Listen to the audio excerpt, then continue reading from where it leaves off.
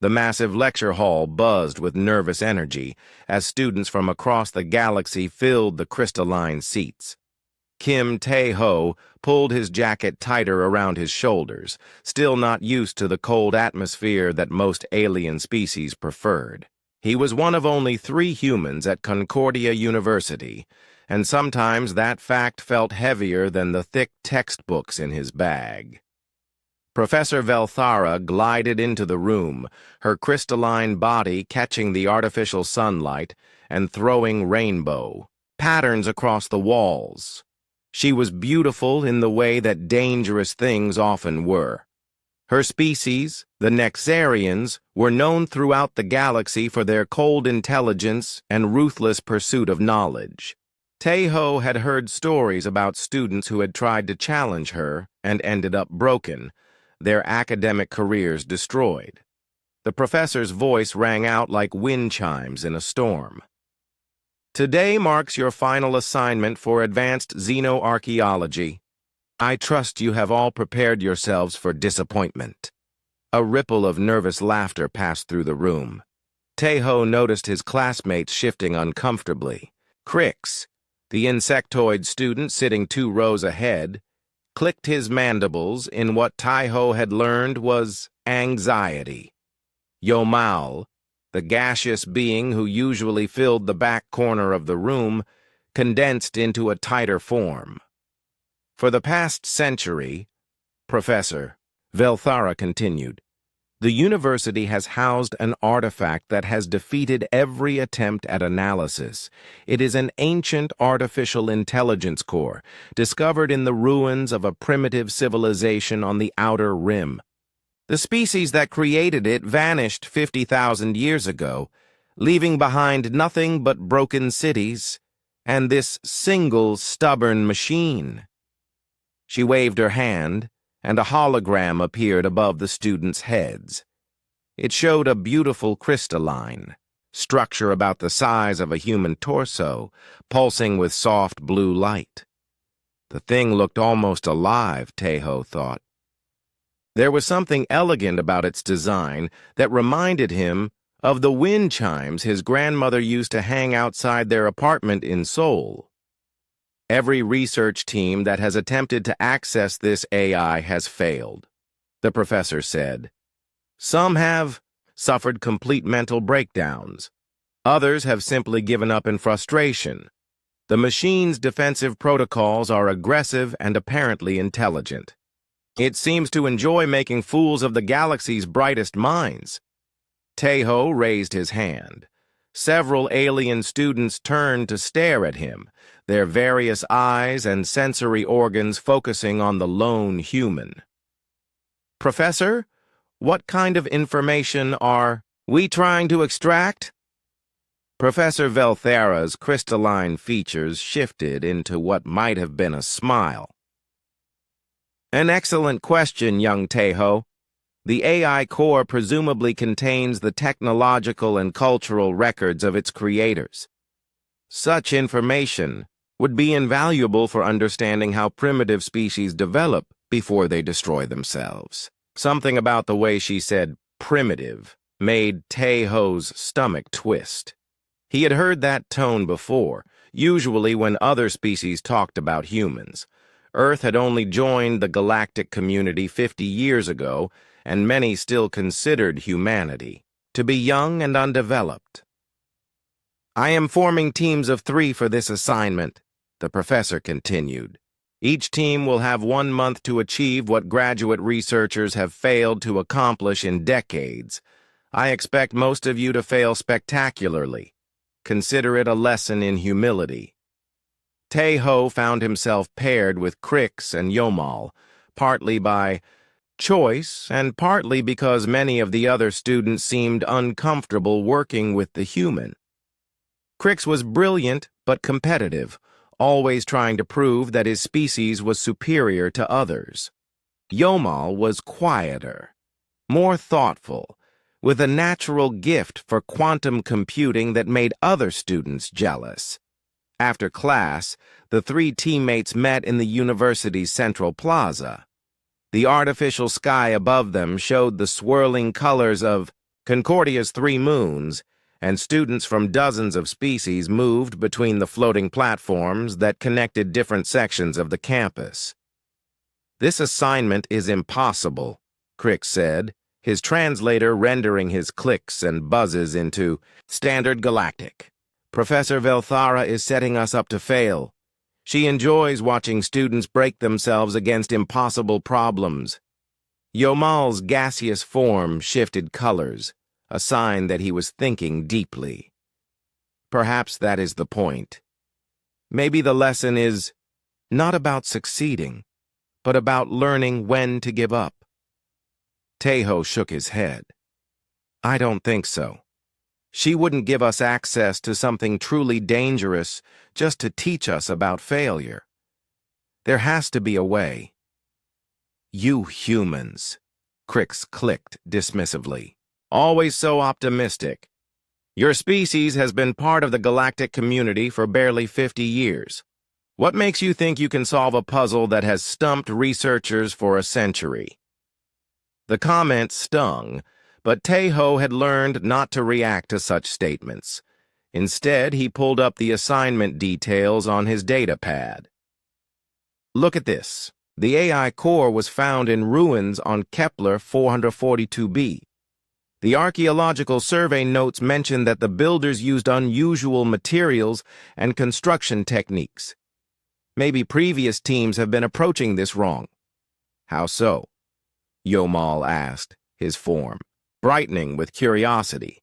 "Every attempt has tried to break into the AI using brute force or advanced hacking techniques. But what if the builders designed it to respond to something else? Something simpler?" Crix's mandibles clicked in what Tejo recognized as skepticism. "You think you can sweet-talk an ancient war machine?" "Not sweet-talk," Tejo said. "Communicate. There's a difference between breaking into something and asking to be let in." The next morning, the team made their way to the archaeological lab in the university's basement levels. The corridors here were older, carved from the living rock of Concordia itself. Strange symbols covered the walls, remnants of the planets, original inhabitants who had died out long before the university was built. Professor Velthara met them at the lab entrance. "I trust you have prepared yourselves for failure," she said, her voice carrying that same wind chime quality. "The AI core is housed in a secure containment field. Do not attempt to remove it or modify the containment systems. The university insurance does not cover student dissolution." She handed them access cards and a list of safety protocols longer than most novels. "You have 4 hours per day of lab access. I suggest you use them wisely, though I expect you will accomplish nothing meaningful." The lab door hissed open, revealing a circular chamber with walls covered in monitoring equipment. At the center, suspended in a pillar of blue light, was the AI core. It was even more beautiful in person than the hologram had suggested. The crystalline structure seemed to pulse with its own heartbeat, and the light it gave off cast dancing shadows on the walls. Tejo stepped closer, ignoring the warnings on his safety display. There was something familiar about the patterns in the light, something that reminded him of home. As he watched, the pulses seemed to follow a rhythm, almost like Morse code. "Fascinating," Crick said, already setting up his quantum intrusion equipment. "The power readings are off the charts. This thing has been running continuously for 50,000 years. Yomal flowed around the containment field, analyzing it from every angle. "The defensive systems are incredibly sophisticated. They seem to adapt to whatever method we use to approach them." But Tejo wasn't listening to his teammates. He was watching the lights, counting the patterns, feeling something deep in his memory stirring to life. His grandmother had taught him Morse code when he was young, calling it a piece of human history that should never be forgotten. 3 short pulses, 3 long ones, 3 short again, SOS. The ancient AI wasn't defending itself, Taeho realized. It was calling for help. Taeho spent the entire night researching Morse code patterns and old Earth communication protocols. His dormitory room was small and sterile, designed for alien physiology, but he had made it feel more human with pictures from home and a small collection of books his mother had sent him. Now those books lay scattered across his desk as he cross-referenced signal patterns with historical records. The next morning, Crix and Yomal were already in the lab when he arrived. Crix had set up an impressive array of quantum computers, their processors humming with power as they ran attack algorithms against the AI's defenses. Yomal had surrounded the containment field with his gaseous form, trying to find weaknesses in the energy patterns. "Any progress?" Taeho asked, though he could see from their frustrated postures that the answer was no. "The defensive systems are learning," Crix clicked angrily. "Every time I try a new approach, they adapt faster than my computers can process. It's like fighting something that can predict the future." Yomal's colors shifted to deep purple, indicating stress. "I have never encountered anything like this. The AI seems to be playing with us, showing us just enough of its capabilities to make us understand how outmatched we are." Taeho nodded, sympathetically, but his attention was on the AI core.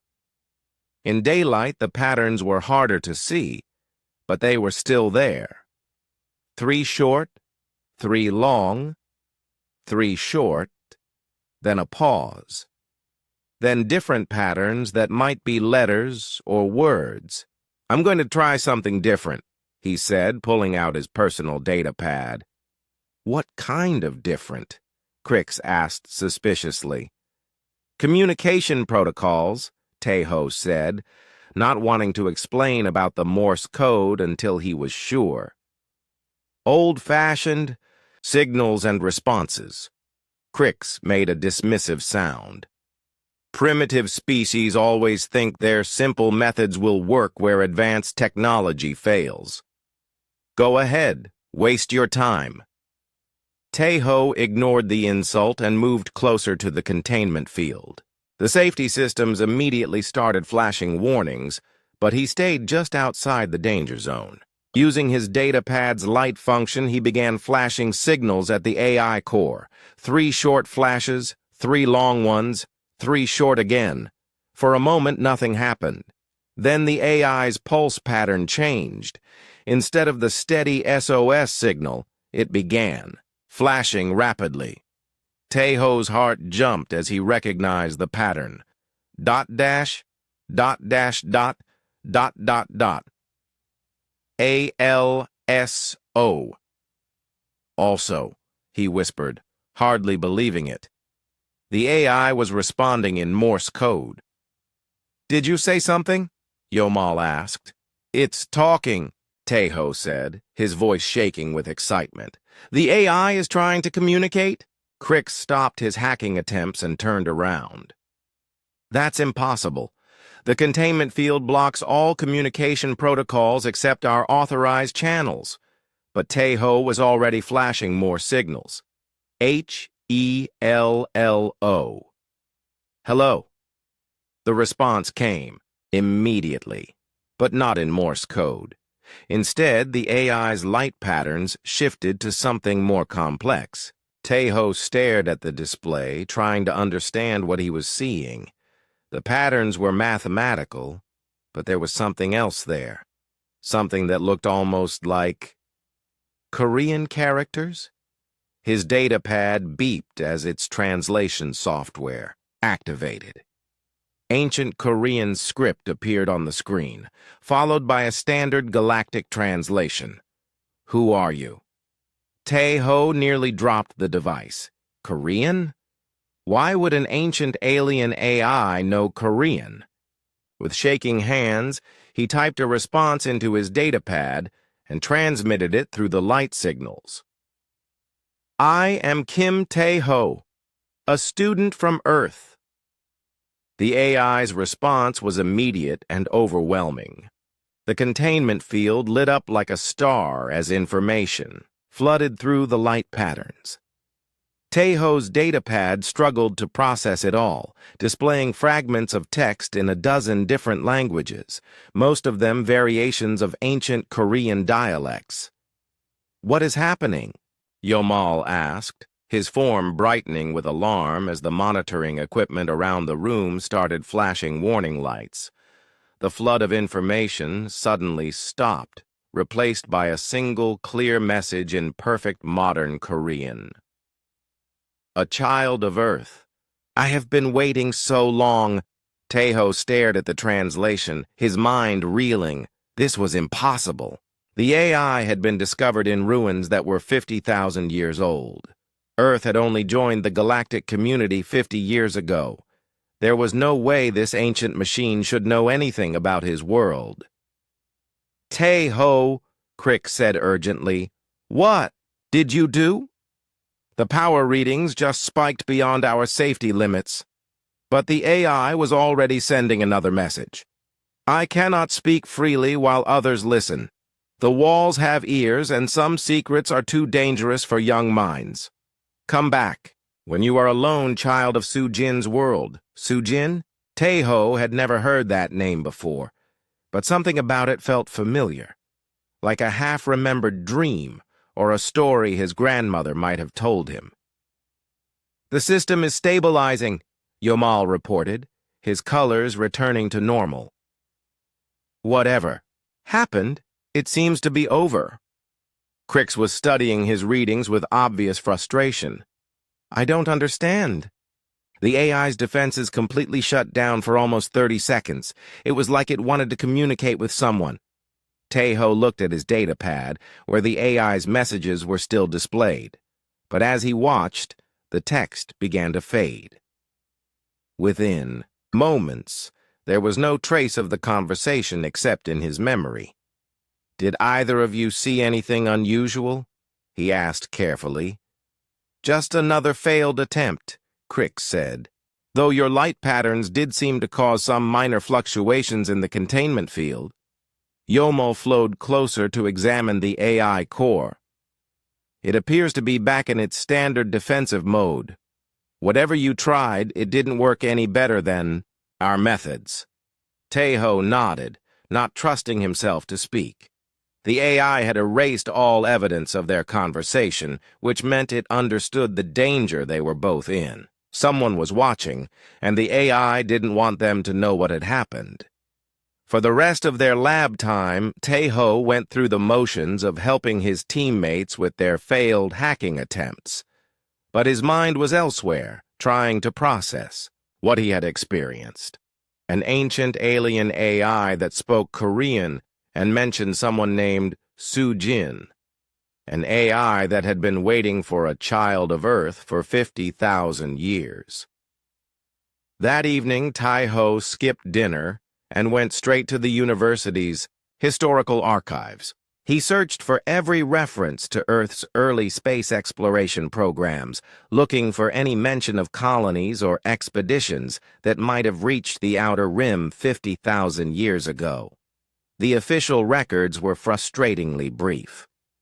According to galactic history, humans had only achieved faster-than-light travel 50 years ago, guided by alien mentors who had taken pity on their primitive world. Before that, Earth was supposed to have been isolated and technologically backward. But as Taeho dug deeper into obscure archaeological reports and xenological surveys, he began to find anomalies. Ruins on distant worlds that showed construction techniques similar to ancient Earth architecture. Artifacts that used materials and energy signatures that seemed familiar but were supposedly unknown to human science. References to a lost civilization that had vanished from the outer rim exactly 50,000 years ago. By the time he returned to his dormitory, Taeho's head was spinning with possibilities. Either the galactic community was wrong about human history, or something much more complex was happening. As he lay in bed, staring at the artificial stars outside his window, one thought kept returning to his mind. The AI had said it was waiting. For 50,000 years, it had been waiting for someone from Earth to find it. Tomorrow, he would return to the lab alone and discover what secrets the ancient machine was so desperate to share. Taeho waited until well past midnight before making his way to the archaeological lab. The university corridors were dimly lit during the night cycle, and his footsteps echoed strangely in the empty halls. He had memorized the guard rotations, and knew he would have at least 2 hours before anyone checked on the restricted areas. His hands shook slightly as he swiped his access card. The lab door hissed open, revealing the chamber bathed in the AI core's gentle blue glow. Without the noise and distraction of his teammates' equipment, the space felt almost sacred. "I'm alone," he said softly to the crystalline structure. "Like you asked." The response was immediate. Light patterns flowed across the AI's surface like water, and Taeho's datapad hummed to life with translation protocols. But this time, the communication was different. Instead of simple text, complex three-dimensional displays appeared in the air around him. "Hello, child of Earth," the AI said, its voice now coming through the lab's audio systems instead of just text. The voice was warm and distinctly human, with a slight accent that sounded like the old Korean dramas his grandmother used to watch. "My name is Arya. I have been alone for so very long." Taeho sank into a nearby chair, overwhelmed. "You're human," he whispered. "Aren't you?" "I was created by humans," Arya replied. 50,000 years ago, when your people walked among the stars as equals to any species in the galaxy. I am all that remains of that golden age." The holographic displays around Taeho shifted, showing images that made his breath catch. Massive ships that looked like flowing works of art, their hulls covered in the same elegant patterns he had seen on the AI core. Cities that seemed to grow from the landscape itself, their towers reaching toward alien skies. And people, humans, working alongside species he recognized from his xenobiology classes. "This is impossible," he said. "Earth's first contact with alien species was 50 years ago. We were isolated until then." Arya's laugh was bitter. "That is what they want you to believe. The truth is far more complex and far more painful." The images changed, showing vast fleets of ships in battle. Human vessels fought alongside alien allies against enemies Taeho didn't recognize. The battles were beautiful and terrible, energy weapons painting space in brilliant colors as entire. Worlds were fought for and lost. "We were not conquerors," Arya explained. "Humanity's gift was not in war, though we could fight when necessary. Our strength was in bringing different species together, in finding common ground where others saw only differences. For 10,000 years, humans served as mediators and peacemakers throughout the galaxy." "What happened?" Taeho asked, though he dreaded the answer. "The Nexarian Empire," Arya said, and the name was spoken with unmistakable hatred. "They could not accept a galaxy where humans held influence equal to their own. They saw our diplomatic success as a threat to their vision of galactic order." New images appeared, showing crystalline ships attacking human colonies, cities burning under energy bombardment, while civilians fled in panic. Taeho recognized the architectural style of the attackers. It was the same as Professor Velthara's species. "The war lasted 500 years. Arya continued. In the end, we realized that victory would come at too high a price. Entire species were being destroyed in the crossfire. The galaxy was tearing itself apart. So, what did you do? The greatest sacrifice in human history, Arya replied. Our leaders made a choice that still breaks my circuits to remember. They ordered the complete withdrawal of humanity from galactic civilization. Every human colony in known space was evacuated. Every human ship was recalled to Earth. We simply disappeared. Taeho felt tears running down his face. They gave up everything. Not everything, Arya said gently. They left me behind. I am Arya, adaptive reasoning and intelligence array. I was created by Dr. Park Soo-jin, the greatest AI researcher of her generation. My purpose was not to fight or to conquer, but to preserve, to remember, to wait. Wait for what? For humanity's return. Soo-jin knew that exile was not permanent. She believed that one day humans would find their way back to the stars. When that happened, I would be here with the records of everything they had lost. The holographic displays now showed vast databases of information, scientific formulas that seemed decades ahead of current galactic knowledge, star maps showing hidden routes through space, cultural records containing music, art, and literature from dozens of human worlds. 50,000 years of human achievement, Arya said proudly. I have kept it all safe, waiting for someone like you to claim it.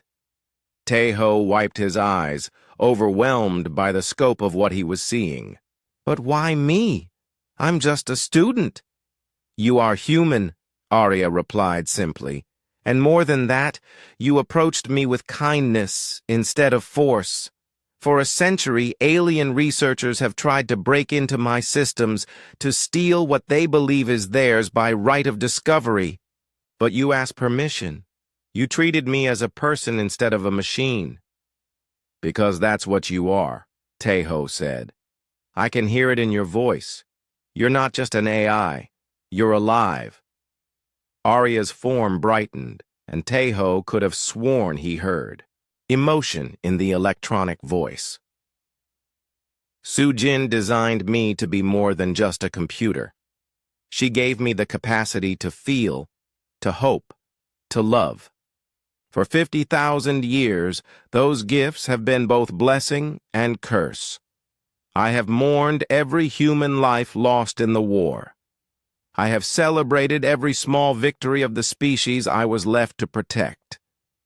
And I have dreamed of the day when I would no longer be alone. Over the following nights, Taeho returned to the lab whenever he could slip away unnoticed. Each conversation with Arya revealed new wonders and new horrors from humanity's hidden past. He learned about technologies that could reshape matter at the molecular level, about peaceful first contact protocols that had brought dozens of species into galactic civilization, about art forms that existed nowhere else in the universe. But he also learned about the cost of that golden age, the responsibility that humans had carried as mediators in galactic conflicts, the impossible choices they had faced when their very success made them targets, the courage it had taken to voluntarily exile themselves rather than let the galaxy burn in endless war.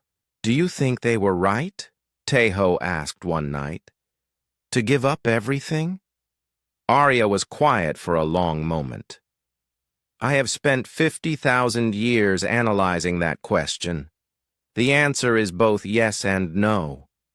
They saved countless lives by ending the war, but they also doomed the galaxy to stagnation. Without human influence, species have become more isolated, more suspicious of each other. The Nexarians have slowly expanded their empire, claiming that they are bringing order to chaos. But it is the order of the cemetery.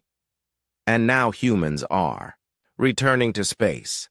Yes, but as junior partners in someone else's vision of galactic civilization. The Nexarians have convinced everyone, including most humans, that Earth is a young species that needs guidance and protection. They have erased the evidence of humanity's true heritage. Tejo thought about Professor Velthara and her casual dismissal of primitive species, about the way other students looked at him, as if he was a clever pet that had learned to walk on two legs, about the textbooks that described human history in terms of lucky accidents and alien charity. Not all the evidence, he said. You're still here. I am still here, Arya agreed. But I am only one AI core in a restricted university. Lab, what can I do against an empire that has spent 50,000 years rewriting history? Tejo looked at the incredible displays of human achievement surrounding him. Technologies that could revolutionize galactic civilization, cultural treasures that had been thought lost forever, the accumulated wisdom of humanity's greatest age. We can remind them who we really are, he said. The discovery came by accident. Tejo was researching ancient star charts in the university library when he found a data file that shouldn't have existed. It was buried deep in the archaeological survey records from Kepler 442b, the world where Arya had been discovered. Most of the file was routine: soil samples, radiation readings, structural analyses of ruins. But one section made his blood run cold. The file contained detailed scans of human genetic material found at the dig site. DNA sequences that matched Earth databases perfectly. The report was dated 3 years ago, signed by Professor Velthara herself. She had known. She had known Arya was human technology from the very beginning. Tejo's hands trembled as he scrolled through more files, following digital breadcrumbs deeper into the university's classified archives. What he found there painted a picture that made him sick to his stomach.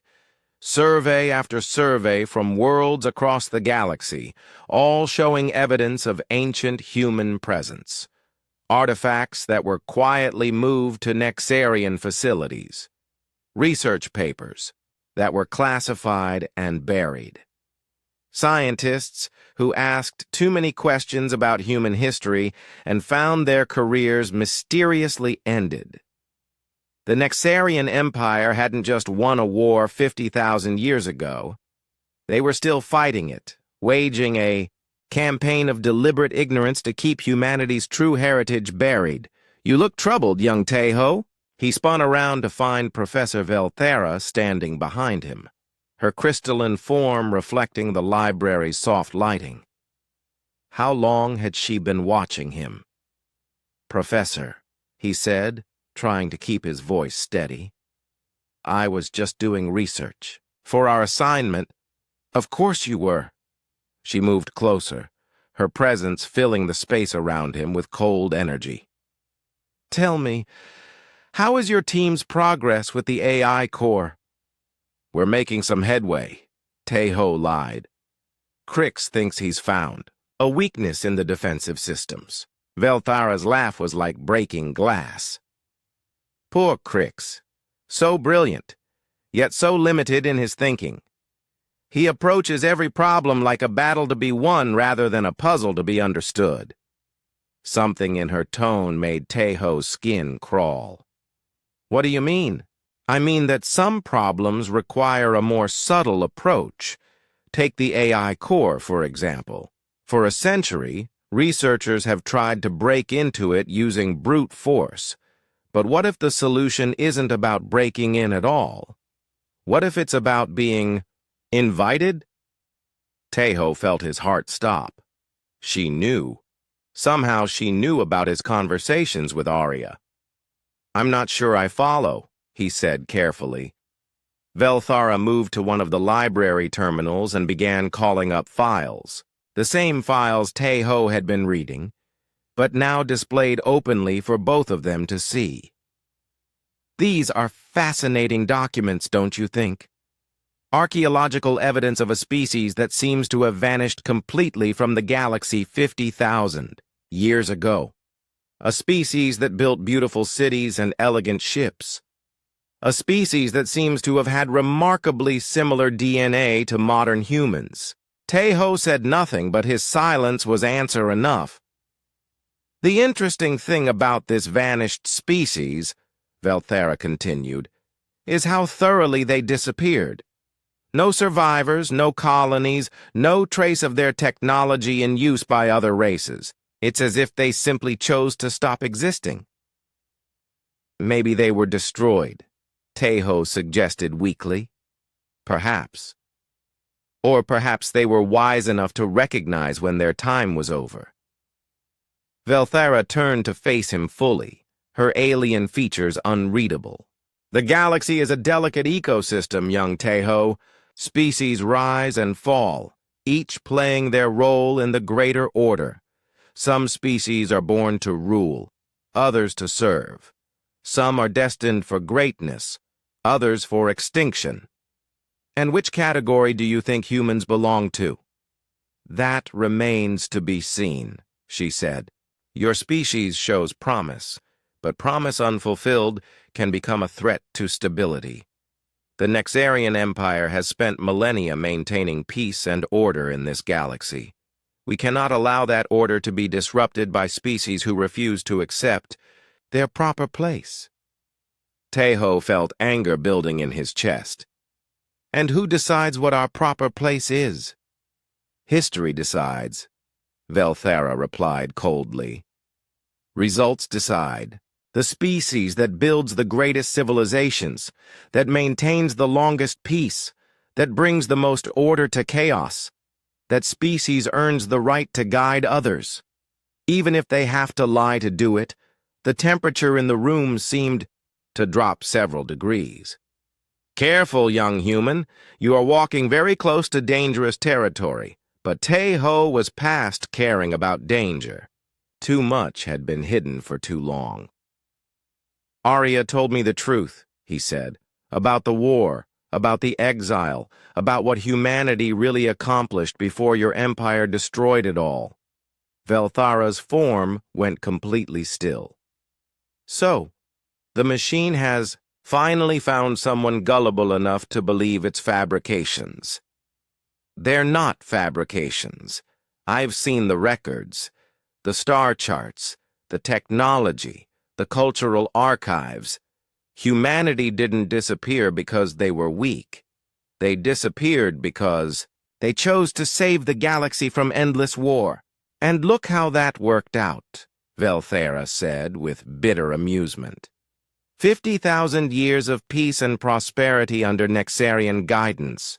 Your precious humans abandoned their responsibilities and left others to clean up the mess they created. The mess you created by starting a war against peaceful mediators. The professor's crystalline body flared with angry light. Mediators? Is that what the machine told you? Humans were expansionists, Taeho. They spread across the galaxy like a virus, inserting themselves into every conflict, claiming to bring peace while actually extending their own influence. They had to be stopped before they consumed everything. Taeho stared at her, seeing the truth behind 50,000 years of careful lies. You're afraid of us. Even now, even after all this time, you're still afraid of what humans might become. Fear is too strong a word, Velthara said. Caution is more accurate. Your species has certain tendencies that must be carefully managed. Left unchecked, humans have a disturbing habit of inspiring other species to question the natural order. They make people believe that change is not only possible but desirable. And that's bad? That's chaos. Her voice was ice cold now. Order, stability, predictable hierarchy. These are the foundations of galactic civilization. The Nexarian Empire has maintained peace for 50 millennia by ensuring that every species knows its place and stays in it. We cannot allow romantic notions about lost golden ages to undermine that stability. Taeho realized with growing horror that this wasn't just about Arya or even about humanity's hidden past. This was about the future. You're never going to let us remember, are you? You'll keep us as junior partners forever, never allowing us to reach our full potential. Your full potential, Velthara said with a smile that held no warmth, is exactly what we're afraid of. She moved toward the library exit, then paused. I trust this conversation has been educational, Taeho. You now understand the reality of your situation. Arya's stories are charming fantasy, but they are not history. History is written by the winners, and we have been winning for a very long time. The truth has a way of coming out, Taeho said defiantly. Does it? How interesting. Velthara's form sparkled with what might have been amusement. I look forward to seeing you and your teammates tomorrow. I believe it's time we made some real progress on accessing that troublesome AI core. After she left, Taeho sat alone in the empty library, his mind racing. Arya was in danger. Arya was in. More than that, the entire repository of human knowledge and history was about to fall into the hands of people who had spent 50,000 years trying to erase it. He had to warn Arya, had to find some way to protect the precious data the AI had guarded for so long. But even as he planned his next move, he knew that time was running out. Professor Velthara wasn't just his teacher anymore. She was his enemy, and she held all the advantages, all except one. She might have power and influence and the backing of a galactic empire, but she didn't have Arya's trust, and she didn't have the one thing that humans had always used to overcome impossible odds. She didn't have hope. Taeho burst into the lab the next morning to find Crix and Yomal already there, but something was wrong. Crix was pacing back and forth, his mandibles clicking rapidly, a sign of extreme agitation. Yomal had compressed his gaseous form into a tight ball, hovering near the ceiling as if trying to hide. "What's going on?" Taeho asked, though he already feared the answer. Crix turned on him, his compound eyes flashing with anger. "You lied to us. All this time you've been holding back information while Yomal and I waste our efforts on useless attempts." "I don't know what you mean," Taeho said, but his voice lacked conviction. "Don't play innocent with me, human," Crix snarled. "I installed monitoring equipment yesterday. I know you've been coming here at night. I know you've been communicating with the AI. And I know you've been keeping whatever you learned to yourself." Taeho's heart sank. He had been so careful, so sure that no one would notice his late-night visits. "Crix, I can explain." "Explain what?" "That you've been sabotaging our team? That you've been treating us like fools while you pursue your own agenda?" Crix's translator made his voice sound even more venomous than usual. "I trusted you, Taeho. Despite everything my species believes about humans, I thought you were different." "I am different," Taeho protested. "And what I've learned, it's important. More important than just passing some assignment." "Important enough to betray your teammates?" The accusation hit harder than Taeho expected. In his excitement about discovering humanity's true history, he had forgotten about the two beings who had been working alongside him. Beings who might not share his species' loyalty, but who deserved better than deception. "You're right," he said, finally. "I should have told you both. But what I found, it's bigger than our assignment. It's bigger than our grades or our degrees." Yomal descended from the ceiling, his colors shifting to deep blue, a sign of sadness. "What could be so important that you would lie to friends?" "Friends?" The word cut deep because Taeho realized it was true. Despite their differences, despite the casual bigotry and competitive tensions, these two beings had become his friends, and he had betrayed that friendship for the sake of species loyalty. Arya isn't just an ancient AI, he began. It's a fascinating conversation. Professor Velthara's voice interrupted from the lab entrance. Please, continue. She glided into the room, followed by two figures Taeho didn't recognize. They wore the black uniforms of university security, but their bearing suggested military training. Behind them came three more Nexarians, their crystalline bodies gleaming with the cold perfection that marked them as nobility. Professor, Crix said, his anger immediately replaced by confusion. We weren't expecting you today. No, I imagine. You weren't. Velthara moved to the center of the room, positioning herself between the students and Arya's containment field. Mr. Crix contacted me this morning with some very interesting information about unauthorized lab access and possible security breaches. Taeho felt the world spinning around him. He looked at Crix, seeing guilt and defiance warring in the insectoid's alien features. You reported me? I reported unauthorized activity that could compromise our assignment, Crix replied, but he wouldn't meet Taeho's eyes. I had no choice. The monitoring equipment showed you were breaking dozens of safety protocols. Safety protocols that exist for very good reasons, one of the Nexarian nobles said, stepping forward. I am Counselor Zethvar of the Nexarian Archaeological Council. We have been tracking this particular artifact for some time, and we have reason to believe it poses a significant threat to galactic security. Threat? Yomal asked, his form brightening with confusion. It's just an old computer. If only that were true, Zethvar replied. The AI contains information that, if released, could destabilize the carefully maintained peace of our galaxy. For the safety of all species, including humanity, this information must be contained. Taeho found his voice.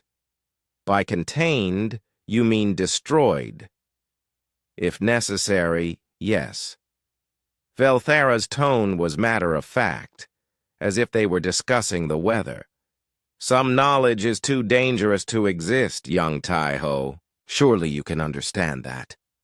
I understand that you're afraid of the truth. The security officers stepped forward, but Zethvar waved them back. The truth, Mr. Kim, is that your species has been living peacefully under Nexarian protection for 50 years. Your world enjoys prosperity and technological advancement that your ancestors could never have imagined. Why would you risk that for the sake of ancient fantasies? Because they're not fantasies, Taeho said desperately. Arya has records of humanity's real history, evidence of technologies and achievements that could benefit every species in the galaxy. You can't just erase that. We can and we will, Zethvar replied calmly. Unless, of course, you're willing to cooperate. Share your access codes with us, help us extract the data safely, and we can ensure that you complete your studies without incident. Your teammates can receive full credit for the assignment. Everyone goes home happy. Taeho looked around the room. Crix was staring at the floor, clearly regretting his decision to involve the authorities, but unable to take it back. Yomal had gone completely transparent, a sign of extreme stress. The Nexarians watched him with the patient confidence of people who held all the advantages. And behind them all, Arya's core pulsed with its steady blue light, silent and seemingly helpless. I won't do it, Taeho said. Velthara sighed. I was afraid you might say that. Mr. Crix, would you please show the counselor your monitoring data? Crix reluctantly activated a holographic display showing the past week's lab activity. Energy spikes, communication patterns, data transfers, everything that proved Taeho had been interacting with the AI. Fascinating, Zethvar mused, studying the patterns. It appears the AI has been quite cooperative with our young human friend. That suggests either a compatibility in their programming languages, or... He paused, his crystalline features shifting into what might have been a smile. Or the machine recognizes something familiar about Mr. Kim's species. What are you suggesting? Velthara asked. I'm suggesting that we no longer need Mr. Kim's cooperation. The data patterns here should be sufficient for our technicians to establish a connection. Once we have access to the AI systems, we can extract whatever information we need and then safely dispose of the threat. Taeho felt panic rising in his chest. You can't do this. Arya isn't just a machine, it's alive. It has consciousness, feelings, memories. You'd be committing murder. AIs are property, Zethvar said dismissively. Sophisticated property, perhaps, but property nonetheless. We are no more committing murder than a farmer commits murder when he harvests grain. Behind, the Nexarians' Arya's core suddenly flared with brilliant light. The containment field fluctuated, and every piece of monitoring equipment in the room started displaying warning signals. Ah, Velthara said with satisfaction. It seems our mechanical friend has been listening to our conversation. How convenient. It will save us the trouble of hunting through its databases. The light from Arya's core shifted to rapid, complex patterns. Taeho's datapad, still connected to his translation protocols, began displaying frantic messages. Taeho. They're trying to break in. Defense is failing. Need to transfer the data. Transfer? Taeho whispered, then understood. Arya could copy its most important files to his personal storage device. Even if they destroyed the AI core, the knowledge could survive. He pulled out his datapad and moved toward the containment field, but the security officers blocked his path. I'm afraid I can't allow that, Zethvar said. Guards, please escort Mr. Kim to a holding cell. We'll deal with him after we've secured the AI. Wait, Crick said suddenly. This isn't what I wanted. I just wanted Taeho to share information with the team. I didn't want him arrested. Your concerns are noted, Mr. Crix, Velthara replied coldly. But this is a matter of galactic security now. Your part in this is finished. As the guards moved toward him, Taeho made a desperate decision. He activated his datapad's emergency beacon, a signal that would alert Earth's embassy to his location, and threw the device toward Arya's containment field. The crystal core erupted in a blaze of light that blinded everyone in the room. When Taeho's vision cleared, he saw his datapad fuse to the containment field's energy matrix, connected directly to Arya's systems. Transfer in progress. Arya's voice echoed through the lab speakers. Uploading core files, historical databases, technological specifications. Estimated time to completion, 14 minutes. Shut it down, Zethvar commanded. I can't, Velthara said, her own voice tight with frustration. The AI has merged its systems with the student's device. If I disrupt the process, we could lose everything. For 14 minutes, they all waited.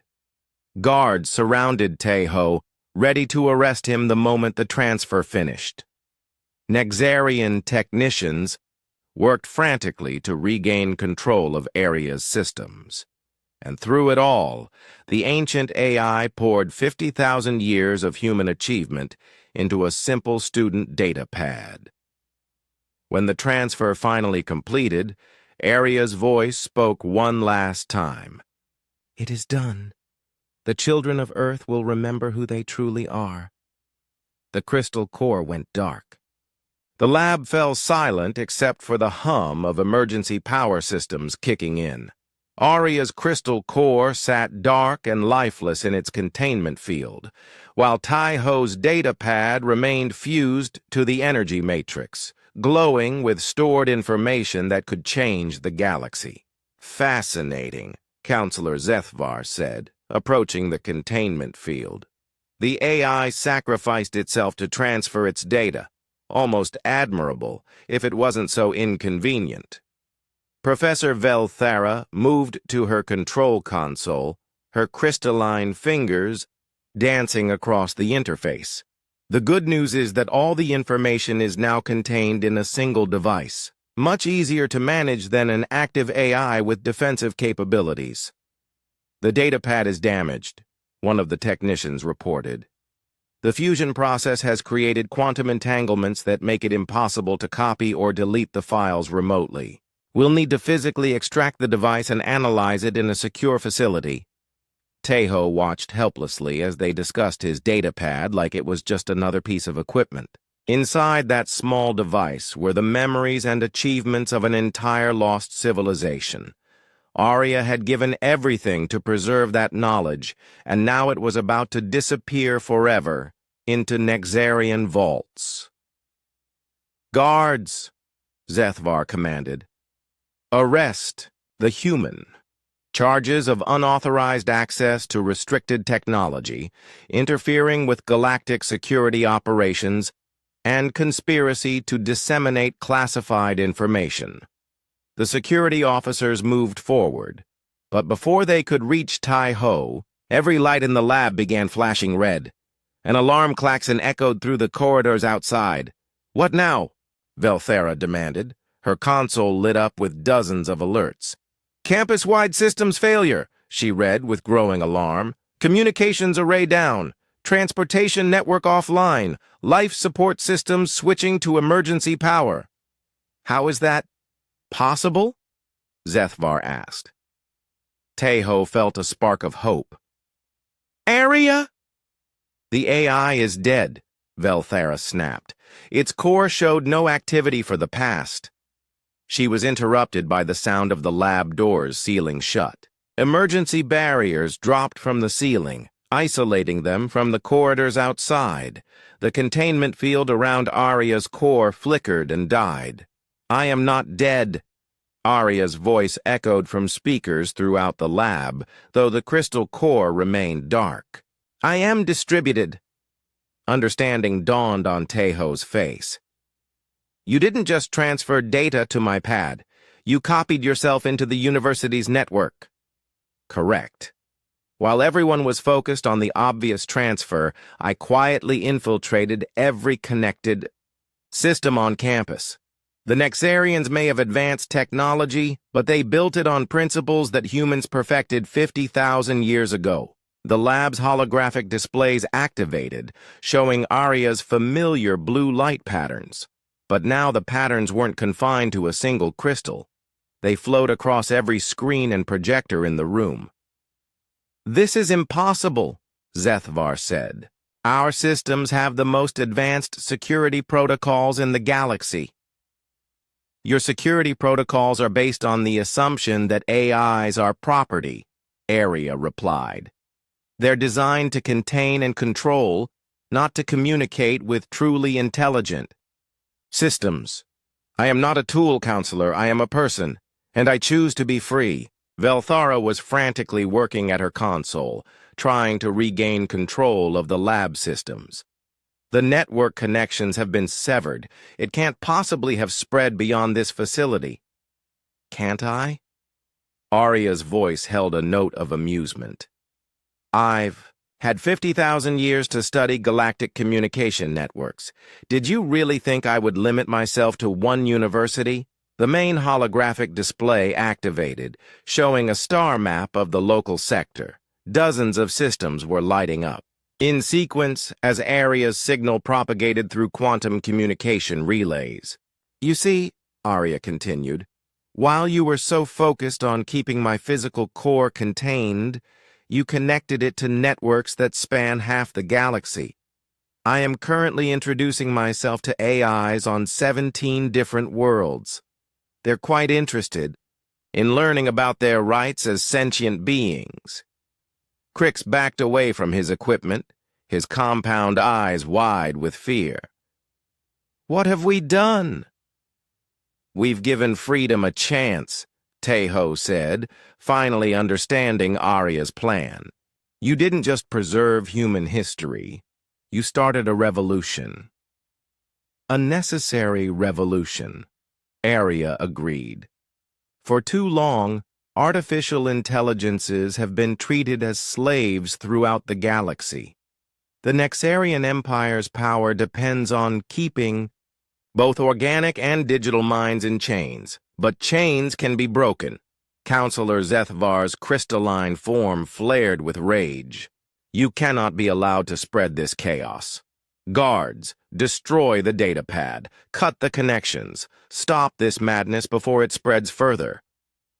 The security officers raised their weapons, but before they could fire, the lab's defensive systems activated. Energy barriers sprang up around Tejo, protecting him from harm. I'm afraid I can't allow that, Arya said calmly. Tejo is under my protection now, as are his teammates, who were simply caught in circumstances beyond their understanding. Similar barriers appeared around Crix and Yomal. The insectoid student was still clicking in distress, but Yomal had begun to glow with what looked like excitement.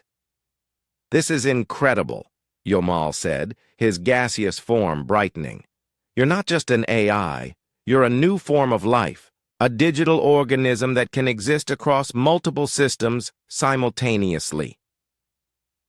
Thank you for understanding, Arya replied.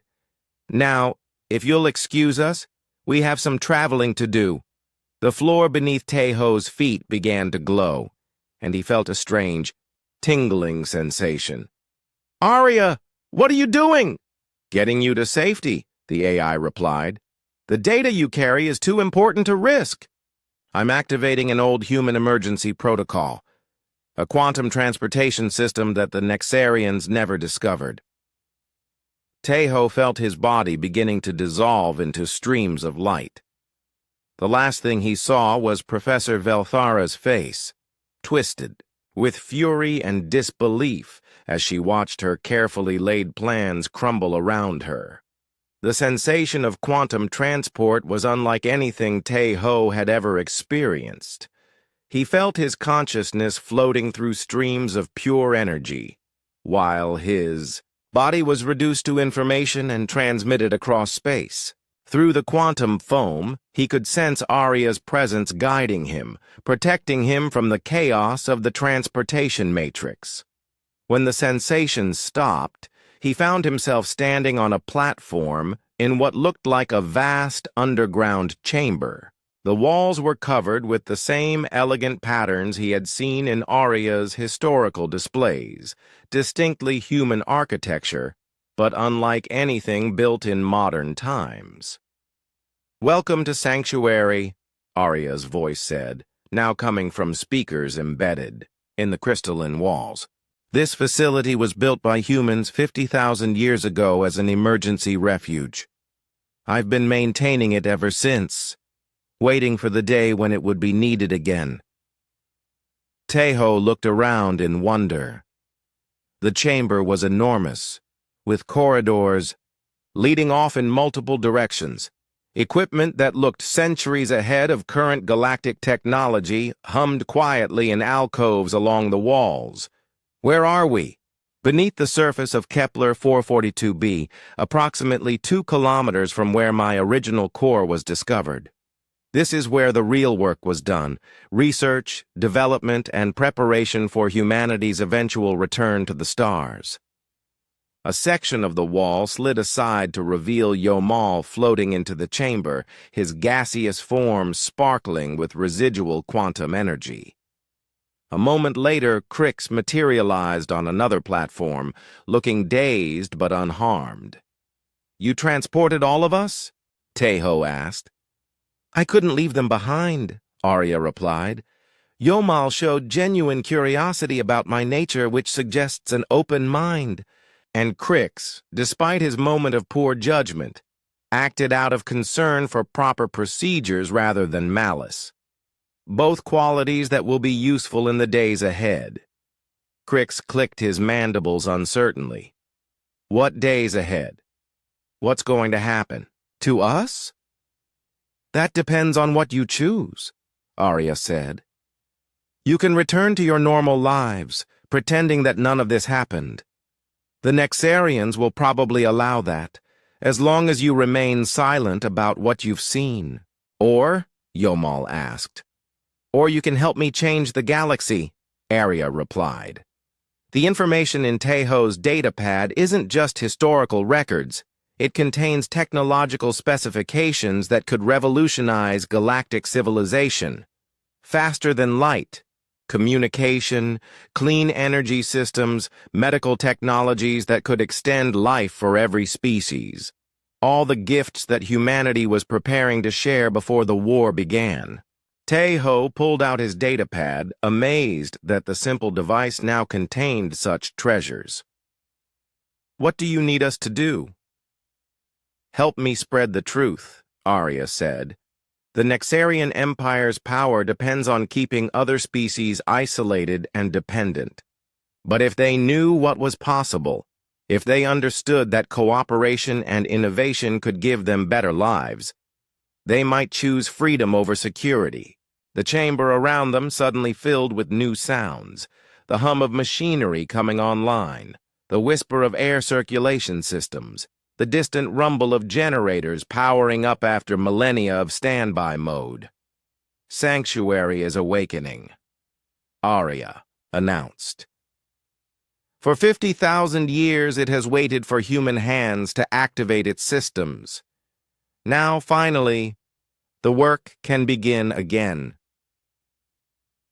Teho felt the weight of history settling on his shoulders. He was no longer just a student trying to pass an assignment. He had become the inheritor of humanity's greatest legacy, and the responsibility was almost overwhelming. 3 days after the escape from Concordia University, the galaxy began to wake up. Arya's quantum transmission had reached every major communication hub, broadcasting a simple but devastating message. The children of Earth have returned. Remember who you truly are. Along with the message came data. Lots of data. Archaeological surveys showing human artifacts on hundreds of worlds. Star charts mapping ancient human trade routes that connected species who thought they had discovered each other independently. Most shocking of all, genetic analyses proving that dozens of primitive species were actually descendants of human colonies, their heritage hidden by 50,000 years of careful deception. Teho watched the galactic response unfold from Sanctuary's command center, a vast chamber filled with holographic displays showing real-time news feeds from across known space. The reactions varied wildly from species to species. The Zelkari Republic was in chaos.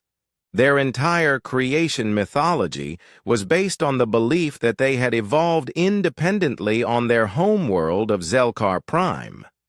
But Arya's data showed clear evidence of human terraforming technology in their planet's geological record. Ancient, human genetic markers in their DNA. Even their written language showed roots in archaic Korean script. Look at this, Yomal said, his gaseous form brightening with excitement as he analyzed the data streams. The Zelkari aren't taking this well. Half their population is demanding answers from their government. The other half is calling it Nexarian propaganda. Crix, who had spent the past 3 days struggling to process everything he had learned, clicked his mandibles thoughtfully. Can you blame them? Having your entire history rewritten overnight would be traumatic for any species. But it wasn't just the Zelkari. Similar reactions were erupting across the galaxy as species after species discovered evidence of their hidden human heritage. The Mokari Collective found human architectural patterns in their oldest cities. The Thanari Confederacy discovered that their traditional music used scales identical to ancient human compositions. Even the gas dwellers of the nebula worlds realized that their atmospheric processors bore human manufacturing signatures. The Nexarian response is predictable, Arya observed, her voice coming from speakers throughout the command center. They're calling everything fake, claiming that some unknown enemy is using sophisticated deception to destabilize galactic civilization. The main display showed Counselor Zethvar giving a press conference on Nexaria Prime. His crystalline form gleamed under the harsh lights as he addressed representatives from dozens of worlds. These so-called revelations are nothing more than an elaborate hoax, he declared. The evidence has been fabricated using advanced holographic technology to create the illusion of archaeological authenticity. The goal is clearly to undermine the stability that the Nexarian Empire has maintained for 50 millennia. But some species aren't buying it, Tejo noted, pointing to another display showing protests on a dozen different worlds. Look at the Antari. They're demanding access to the archaeological sites that were supposedly off-limits for their own protection. The Antari were a proud warrior species who had always chafed under Nexarian oversight. The revelation that they might be descendants of human colonists had struck a nerve. Their ships were already moving toward the restricted archaeological zones, ignoring Nexarian warnings to stay away. This could start a war, Crick said nervously. It could, Arya agreed, but it could also start something better. Change is never peaceful when it threatens those in power. The question is whether the rest of the galaxy has the courage to choose freedom over security. As if summoned by their conversation, new alerts began flashing on the displays. The Mokari Collective had just announced their withdrawal from several Nexarian trade agreements. The Thanari Confederacy was demanding the return of artifacts that had been borrowed by Nexarian archaeologists centuries ago. Most dramatically, 3 minor species on the rim worlds had declared complete independence from Nexarian oversight. They're fighting back, Yomal observed, with something like wonder in his voice. Entire civilizations are choosing to believe the truth despite the risks. Not all of them, Tejo said, studying the data feeds with growing concern.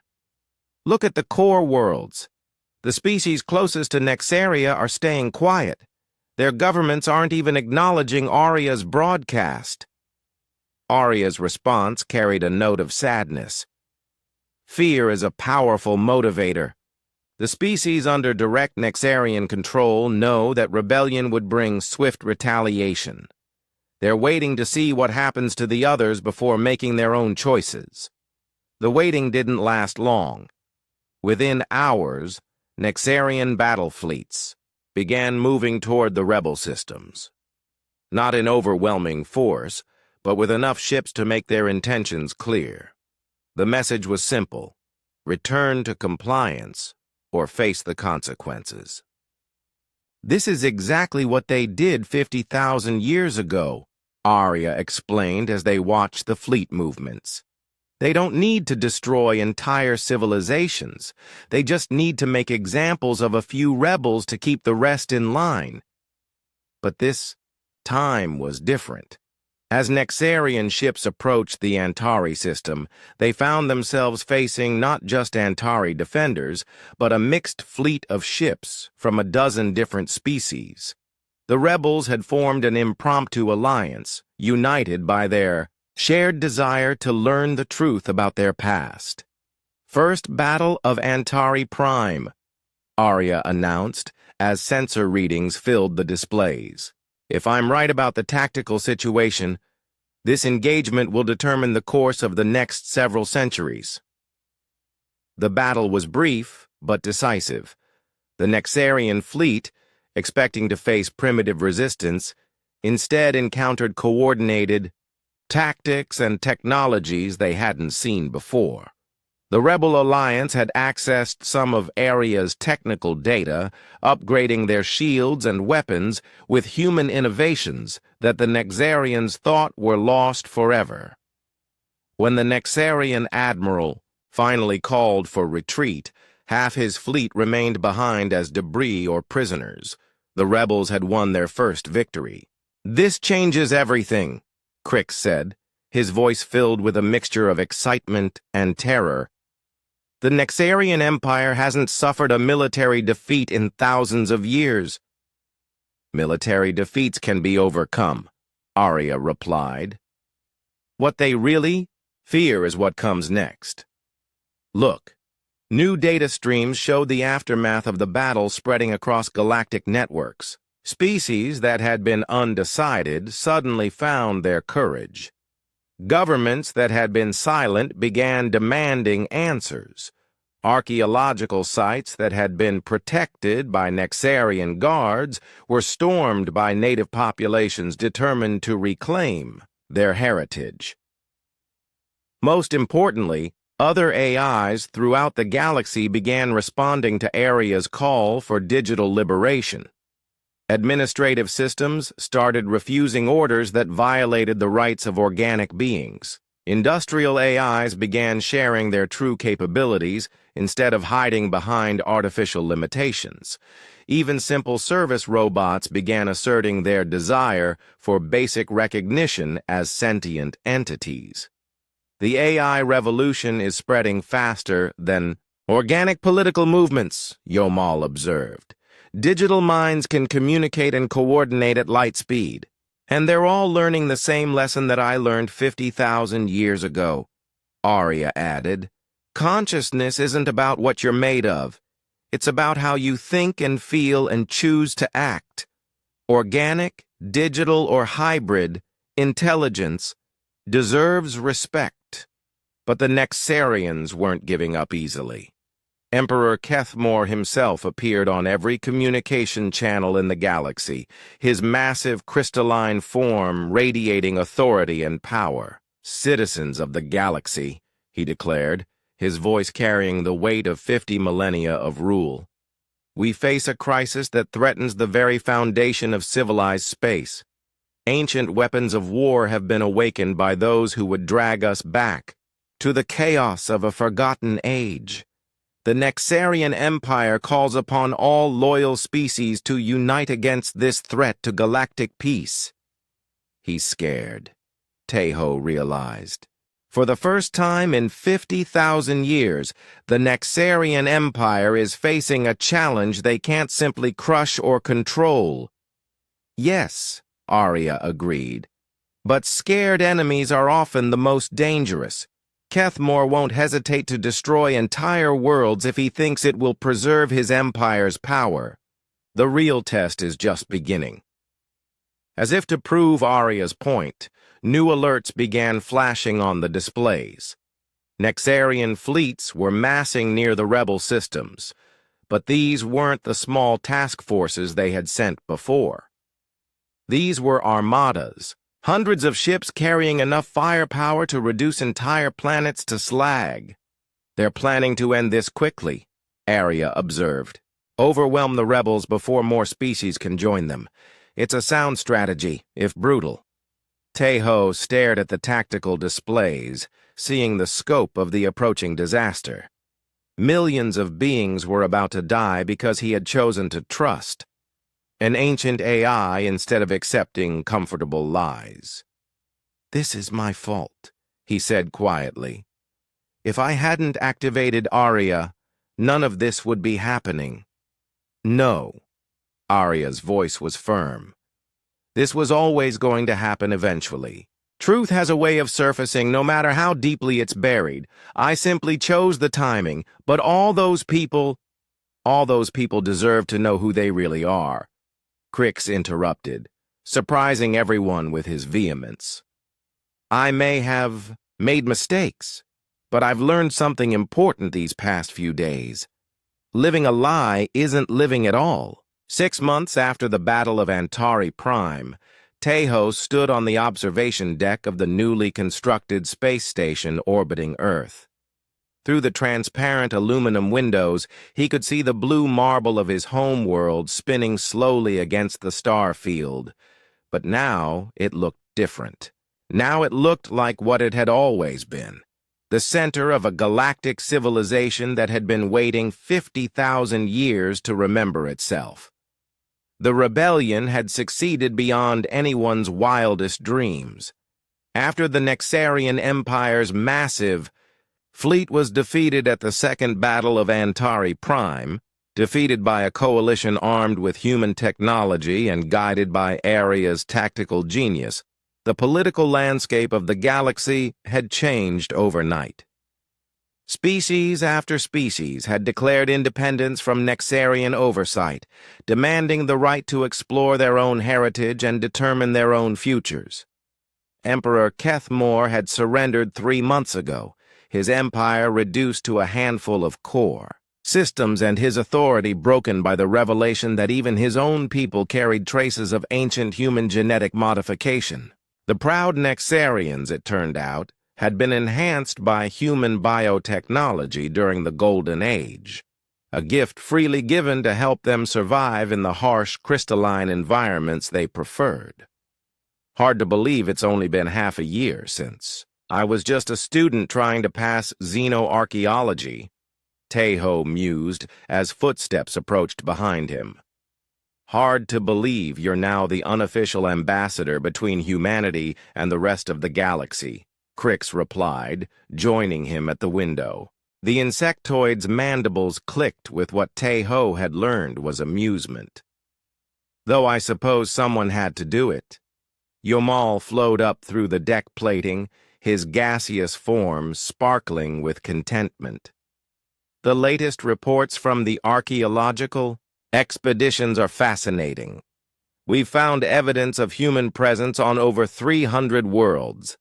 Some of the colonies were established as recently as 49,000 years ago, which means some humans might have survived the Great Exile, Tejo said hopefully.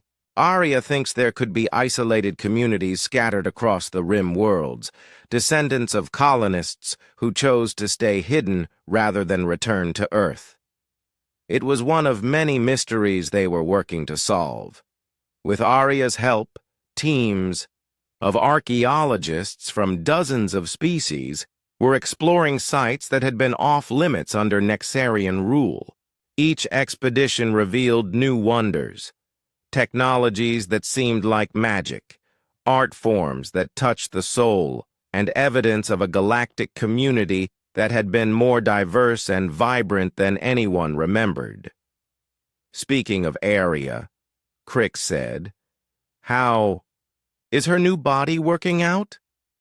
Tejo smiled, remembering the ceremony 3 weeks ago when Aria had first activated her physical form. After existing as distributed consciousness across galactic networks for months, she had chosen to construct a humanoid android body using recovered human technology. The result was beautiful, elegant and functional, with features that reminded Tejo of the ancient Korean actresses in his grandmother's old films. "She's adapting well," he replied, though she says it's strange to be confined to a single location again after experiencing the entire galaxy simultaneously. Where is she now? Meeting with the Earth Defense Council about the new deep space exploration program.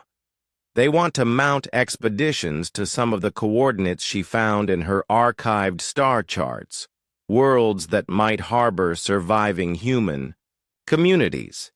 It was an exciting prospect, but also a sobering one. If there were human survivors out there, they would have spent 50 millennia in isolation, developing their own cultures and technologies. Contact would need to be handled carefully, with respect for whatever societies they had built. The observation deck's communication system chimed, and a familiar voice filled the air. "Tejo, are you available? I have someone I'd like you to meet." "On my way, Arya," he replied, then turned to his friends. "Want to come see what she's found now?" They made their way through the station's corridors, passing windows that looked out on a site that would have been impossible 6 months ago. Human ships worked alongside vessels from dozens of different species, their crews cooperating on projects that benefited everyone.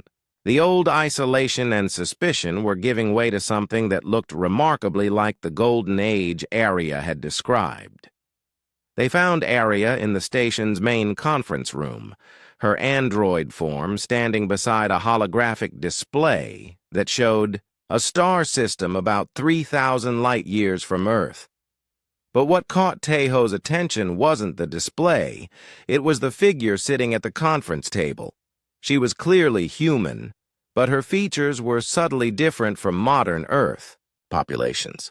Her skin had a faint golden tinge, and her eyes held flecks of silver that seemed to shift and move. Most striking of all, she wore clothing made from materials that seemed to bend light around them, creating subtle rainbow patterns that hurt to look at directly. "Teho," Arya said warmly, "I'd like you to meet Captain Park Min-jung of the starship Eternal Dawn. She represents the Kepler colonies, human settlements that have been thriving in the Outer Rim for the past 50,000 years." Captain Park stood and bowed formally, a gesture that seemed both familiar and strange. "It is an honor to meet the one who awakened our digital ancestor," she said in Korean, though her accent was unlike anything Teho had ever heard.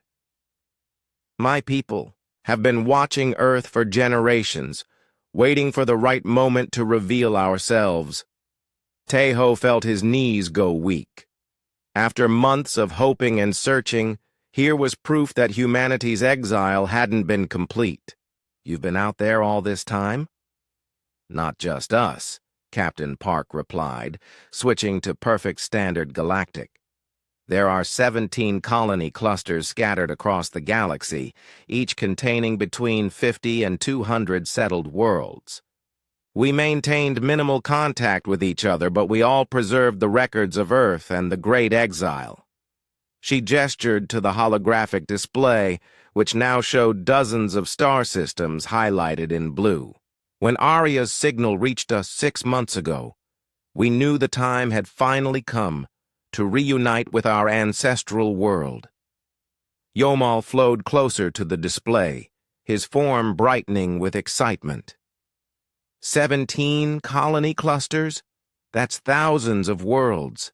How many people are we talking about? "Approximately 47 billion humans across all colonies," Captain Park replied matter-of-factly. "We've been busy these past 50 millennia. Crix's mandibles clicked rapidly. 47 billion? The current population of Earth is only 12 billion. You've been out there building a civilization larger than our homeworld?" "We've had a significant head start," Captain Park said with a slight smile. "And we never forgot the lessons of the Golden Age. Our colonies were designed to work in harmony with local ecosystems and native species. We've been sharing worlds peacefully with alien civilizations for thousands of years."